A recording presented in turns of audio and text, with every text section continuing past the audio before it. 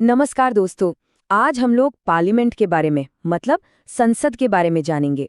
अरे टीवी पर इतना हंगामा देखते हैं, अखबार में पढ़ते हैं कि नया कानून पास हो गया। ये सब होता कहाँ है भाई?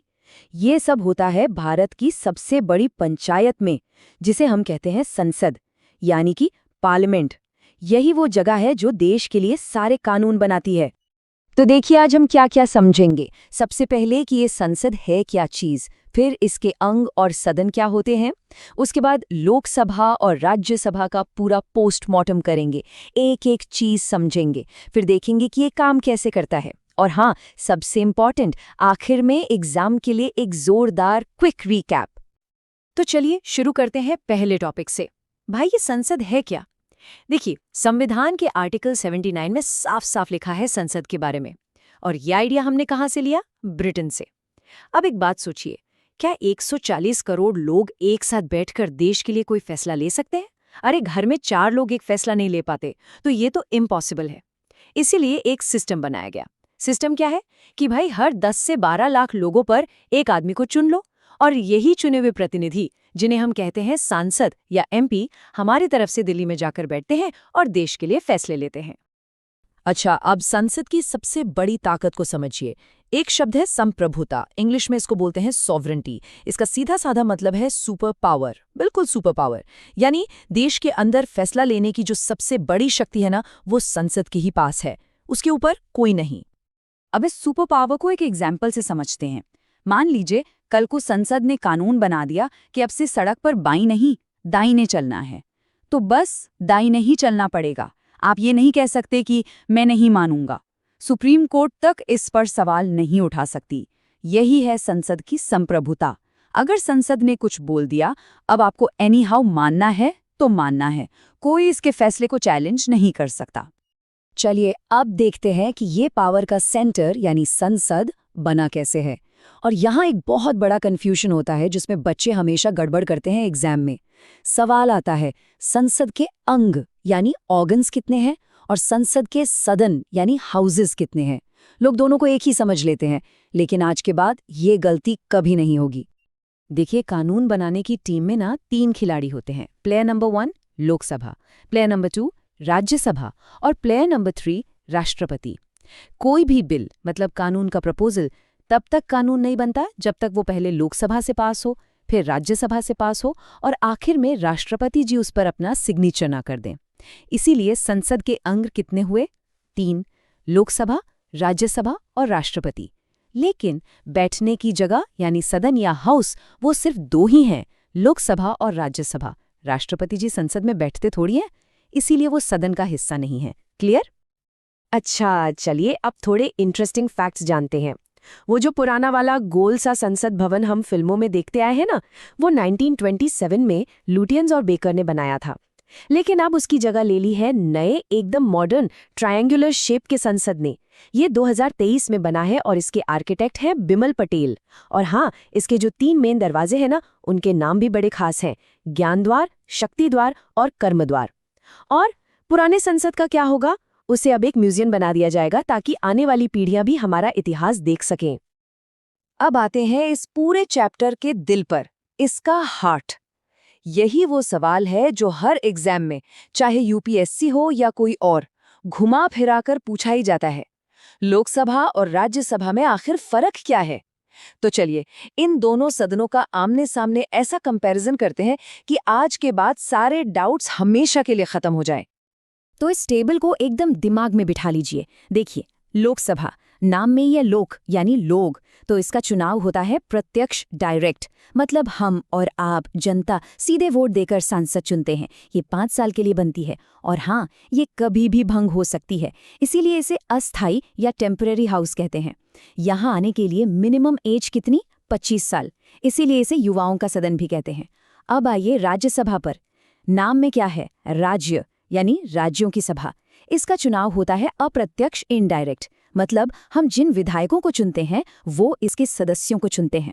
ये कभी भंग नहीं होती, इसीलिए ये है स्थायी या परमानेंट हाउस। यहाँ सदस्य का कार्यकाल 6 साल का होता है और उम्र चाहिए 30 साल, इसीलिए इसे बड़ों का या अनुभवियों का सदन कहते हैं। अब ये टेम्पररी होने का मतलब क्या है? भाई ऐसे समझिए, मान लीजिए गठबंधन की सरकार है, मतलब कई पार्टियां मिलकर खिचड़ी सरकार चला रही हैं। अब बीच में किसी एक पार्टी ने अपना सपोर्ट वापस खींच लिया, तो क्या हो गया? ब्रेकअप, सरकार गिर गई, बहुमत खत्म, खेल खत्म। इसीलिए लोकसभा अस्थायी है। जरूरी नहीं कि 5 साल पूरे करे, उससे पहले भी नए इलेक्शन हो सकते हैं। राज्यसभा इस मामले में बिल्कुल उल्टा है। ये है एक सदाबहार सदन, एवरग्रीन, ये कभी भंग नहीं होती। अब आप सोचेंगे क्यों नहीं होती? क्योंकि इसका सिस्टम ही ऐसा बनाया गया है। हर 2 साल में इसके सिर्फ 1/3 सदस्य रिटायर होते हैं। पूरा सदन एक साथ कभी खाली होता ही नहीं। इसका सबसे बड़ा फायदा क्या है? मान लीजिए देश पर कोई आपातकाल आ गया और लोकसभा भंग हो गई, तब भी देश को चलाने के लिए राज्यसभा हमेशा तैयार रहती है। आपको पता है एक सांसद यानी एक एमपी कितने लोगों की आवाज होता है? लगभग 10 से 12 लाख लोगों की। सोचकर देखिए कितनी कितनी बड़ी जिम्मेदारी है ये। उनका काम है कि अपने लोगों की समस्या को, उनके मुद्दों को संसद में उठाएं। और अगर कोई सांसद जीतने के बाद अपने इलाके में दिखे ही ना, तो लोग उसको मजाक में क्या कहते हैं? घर दुखवा सांसद, मतलब जो जीतने के बाद बस घर में ही घुसा रहता है। ठीक है, तो बनावट तो समझ ली। अब देखते हैं कि इसके अंदर काम चलता कैसे है। देखिए, संसद की ना अपनी एक अलग डिक्शनरी है, जिसके 4 शब्द आहूत, सत्रावसान, स्थगित और विघटन हर स्टूडेंट को बिल्कुल पता होने चाहिए। तो चलिए आज इनको भी डिकोड कर ही लेते हैं। पहला शब्द है आहूत या समन। इसको ऐसे समझिए, जैसे स्कूल में छुट्टियां खत्म होने पर प्रिंसिपल बुलाते हैं ना, चलो भाई स्कूल आ जाओ। ठीक वैसे ही जब सारे सांसद अपने अपने इलाकों में होते हैं, तो देश के प्रिंसिपल यानी राष्ट्रपति जी उन्हें दिल्ली में काम शुरू करने के लिए बुलाते हैं। इसी बुलावे को कहते हैं आहूत करना। अब इसका उल्टा, सत्रावसान या प्रोरोग। जब एग्जाम खत्म हो जाते हैं और गर्मियों की छुट्टियां पड़ती हैं, तो ये छुट्टी कौन अनाउंस करता है? प्रिंसिपल ही ना। बस वैसे ही जब सेशन का सारा कामकाज खत्म हो जाता है, तो राष्ट्रपति जी उस सत्र को समाप्त करने की घोषणा करते हैं। इसे कहते हैं सत्रावसान। तो सिंपल है, आहूत मतलब बुलाना और सत्रावसान मतलब लंबी छुट्टी करना। दोनों काम कौन करेगा? देश का प्रिंसिपल, राष्ट्रपति। तीसरा शब्द स्थगित या एडजर्न। टीवी पर देखा है ना, संसद में कितना शोर शराबा हंगामा होता है। जब मामला हद से ज्यादा बढ़ जाता है, तो क्लास के मॉनिटर की तरह लोकसभा में स्पीकर और राज्यसभा में चेयरमैन कहते हैं, बस बहुत हुआ, और मीटिंग को कुछ घंटों के लिए या लंच तक के लिए रोक देते हैं। ये जो छोटा सा ब्रेक है ना, इसी को कहते हैं स्थगित करना। याद रखिए, ये छुट्टी प्रिंसिपल नहीं, क्लास का मॉनिटर कर रहा है। और अब चौथा सबसे सीरियस शब्द, विघटन या डिसोल्यूशन। इसका मतलब है पूरी लोकसभा को ही खत्म कर देना, गेम ओवर। ये स्कूल से सस्पेंड होने जैसा नहीं है, ये तो स्कूल से नाम ही कट जाने जैसा है। ऐसा तब होता है जब सरकार अपना बहुमत खो देती है, और इसके बाद क्या? सीधे नए चुनाव। और एक बात हमेशा याद रखिएगा, विघटन सिर्फ टेम्परेरी हाउस यानी लोकसभा का हो सकता है, परमानेंट हाउस राज्यसभा का कभी नहीं। अच्छा, तो साल में सांसदों की कितनी मीटिंग्स होती हैं? मोटी मोटी 3। इसको याद रखने का सिंपल ट्रिक है BMW। B से बजट सेशन, जो साल के शुरू में होता है और सबसे लंबा चलता है। M से मॉनसून सेशन, जब बारिश का मौसम होता है। और W से विंटर सेशन, ठंड में, जो सबसे छोटा होता है। BMW। और संविधान में लिखा है कि 2 सेशन के बीच 6 महीने से ज्यादा का गैप नहीं हो सकता। चलिए भाई, अब तक जो भी पढ़ा उसका एक रैपिड फायर रिवीजन हो जाए। ये वो पॉइंट्स हैं जो एग्जाम में सीधे सीधे नंबर दिलाएंगे, तो बिल्कुल ध्यान से सुनिए। अब आते हैं उन गोल्डन आर्टिकल्स पर जो एग्जाम में पूछे ही जाते हैं। इन्हें याद रखने की एक सुपर ट्रिक है। शब्द याद रखिए, सरल, SARL। तो S से क्या हुआ? S से हुआ संसद, आर्टिकल 79। सरल में R से क्या हुआ? R से राज्यसभा, आर्टिकल 80।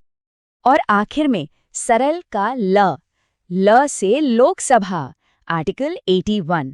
तो क्या बना? सरल 79, 80, 81, संसद, राज्यसभा, लोकसभा। अब ये कभी नहीं भूलेंगे, आसान है ना? तो फाइनल रिकैप। एक तरफ है लोकसभा, 25 साल का जोश, जनता का डायरेक्ट वोट, 5 साल का कार्यकाल और कभी भी भंग हो सकती है। दूसरी तरफ है राज्यसभा, 30 साल का अनुभव, इनडायरेक्ट वोट, सदस्य का कार्यकाल 6 साल, और ये एक परमानेंट सदन है। एक तरफ जोश है तो दूसरी तरफ होश, और देश चलाने के लिए दोनों जरूरी हैं। तो दोस्तों, आज हमने पार्लियामेंट यानी संसद के बारे में डिटेल में जाना। आशा करता हूं कि आपको सब कुछ क्लियरली समझ आ गया होगा। जय हिंद।